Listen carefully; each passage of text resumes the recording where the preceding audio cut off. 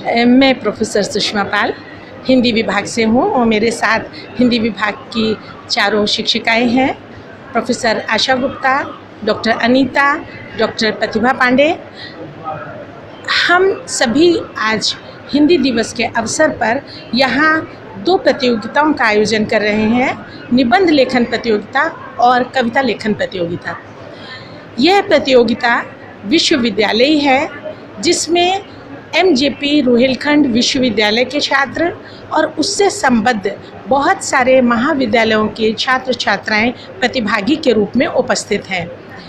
मुरादाबाद, रामपुर, पीलीभीत, शाहजहाँपुर और बरेली के बहुत सारे महाविद्यालयों से यहाँ प्रतिभागी उपस्थित हैं।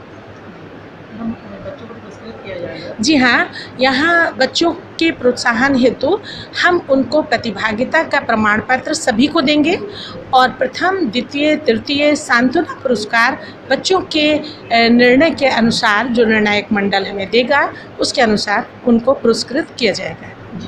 हिंदी दिवस पर मैं विशेष रूप से कहना चाहती हूँ कि हमारी युवा पीढ़ी के हाथ में वह कमान है जिसको थामे रखकर वो अपनी मातृभाषा को, जो आज राष्ट्रभाषा का रूप प्राप्त नहीं कर सकी है, वहाँ तक पहुँचाएं।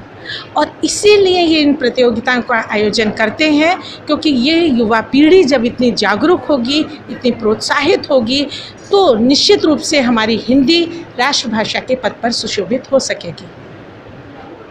हिंदी हमारे देश की हमारी मातृभाषा है और प्रत्येक व्यक्ति को अपनी मातृभूमि, अपनी माँ और अपनी मातृभाषा पर अभिमान करना चाहिए, उसका सम्मान करना चाहिए और उसको गर्व के साथ स्वीकार करना चाहिए, ये मेरा मानना है।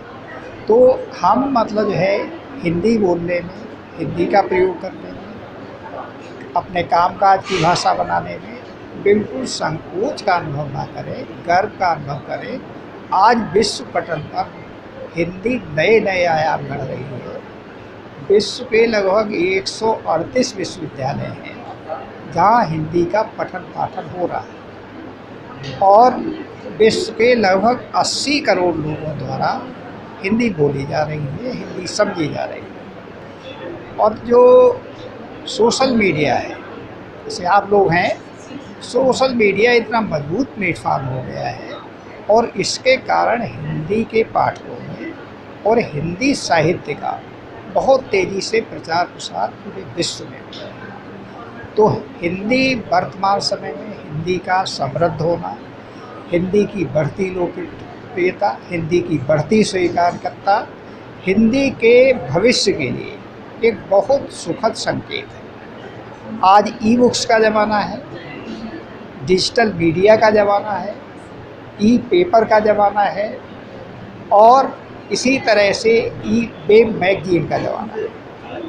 और जो पुस्तकों का स्थान है, पत्रिकाओं का स्थान है, पत्रों का स्थान है, ये मतलब डिजिटल मीडिया लेता जा रहा है। और हिंदी की ये विशेषता है कि वह समय के साथ साथ अपने को परिवर्तित करती रहती है।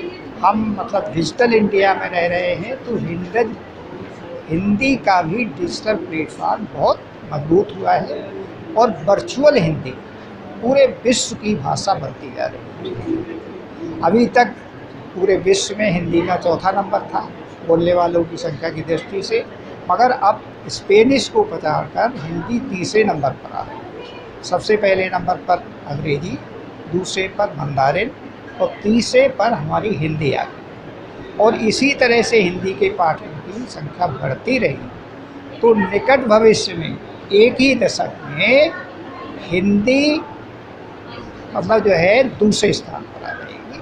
और वह हिंदी के लिए, हिंदी प्रेमियों के लिए, हमारे देश के लिए, हमारे समाज के लिए बहुत गर्व की बात होगी।